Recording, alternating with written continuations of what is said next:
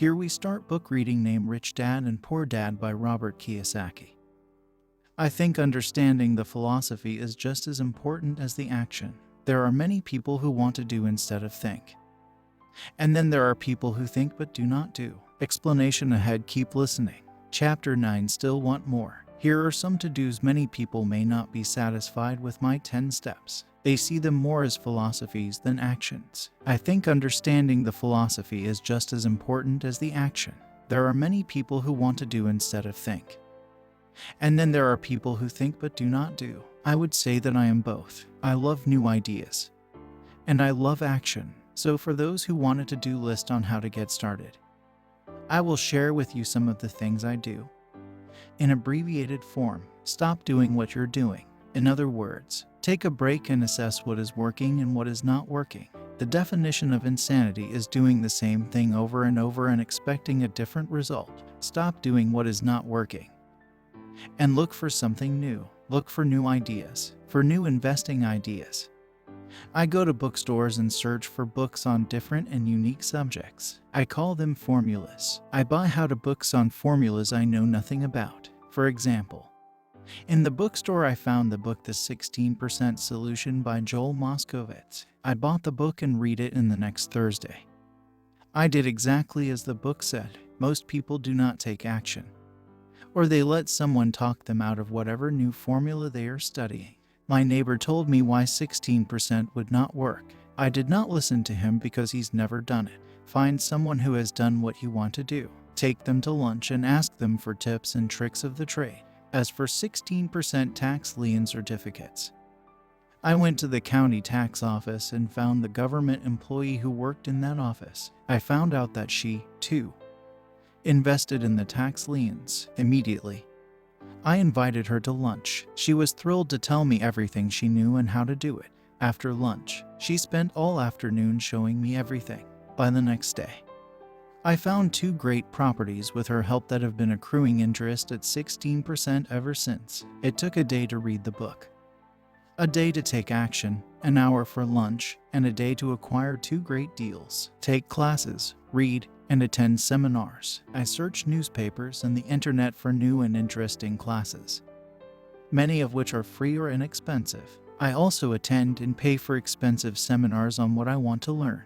I am wealthy and free from needing a job simply because of the courses I took. I have friends who did not take those classes who told me I was wasting my money, and yet they're still at the same job. Make lots of offers. When I want a piece of real estate, I look at many properties and generally write an offer. If you don't know what the right offer is, neither do I. That is the job of the real estate agent. They make the offers. I do as little work as possible. A friend wanted me to show her how to buy apartment houses. So one said she, her agent, and I went and looked at 6 apartment houses. 4 were dogs, but 2 were good. I said to write offers on all 6, offering half of what the owners asked for. She and the agent nearly had heart attacks. They thought it was rude and would offend the sellers.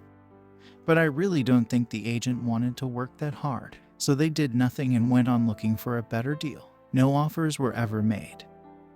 And that person is still looking for the right deal at the right price. Well, you don't know what the right price is until you have a second party who wants to deal. Most sellers ask too much. It is rare that a seller asks a price that is less than something is worth. Moral of the story: make offers. People who are not investors have no idea what it feels like to try to sell something.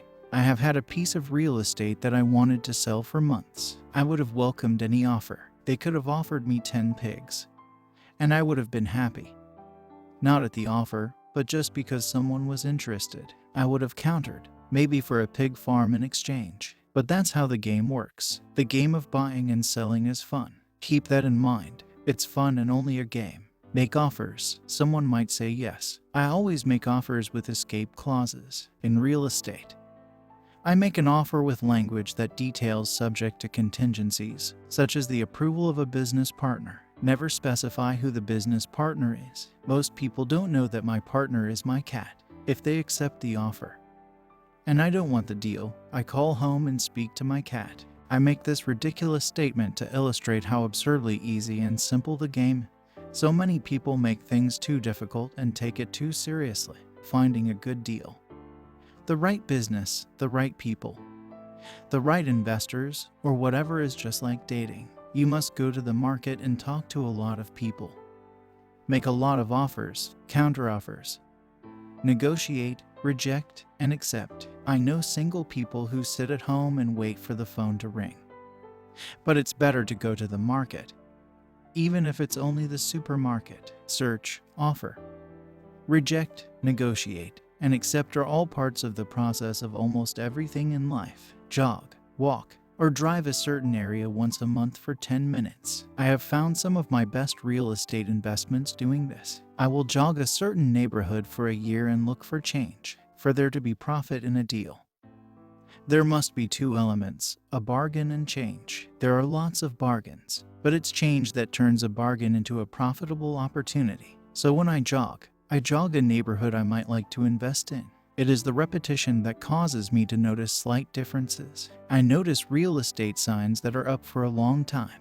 That means the seller might be more agreeable to deal. I watch for moving trucks going in or out. I stop and talk to the drivers. I talk to the postal carriers. It's amazing how much information they acquire about an area. I find a bad area, especially an area that the news has scared everyone away from.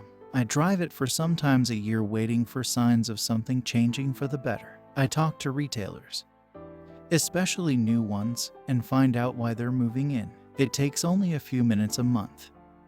And I do it while doing something else, like exercising or going to and from the store. Shop for bargains in all markets. Consumers will always be poor. When the supermarket has a sale, say on toilet paper, the consumer runs in and stocks up.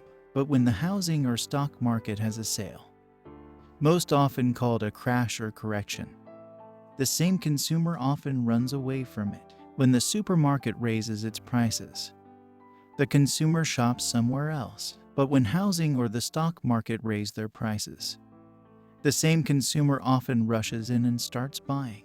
Always remember, profits are made in the buying, not in the selling. Look in the right places. A neighbor bought a condominium for $100,000. I bought the identical condo next door for $50,000. He told me he's waiting for the price to go up.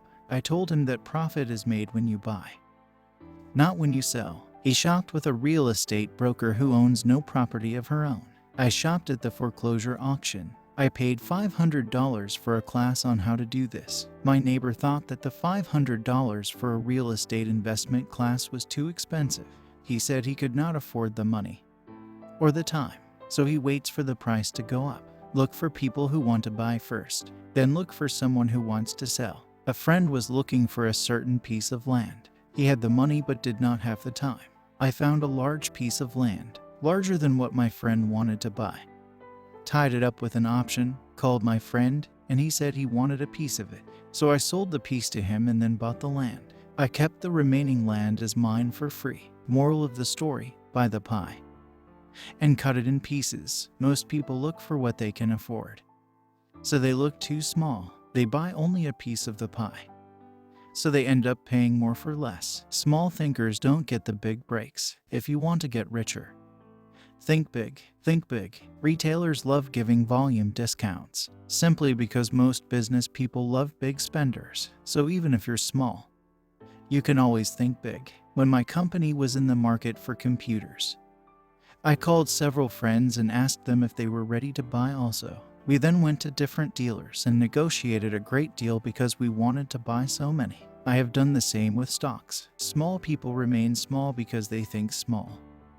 Act alone or don't act all. Learn from history. All the big companies on the stock exchange started out as small companies. Colonel Sanders did not get rich until after he lost everything in his 60 seconds. Bill Gates was one of the richest men in the world before he was 30.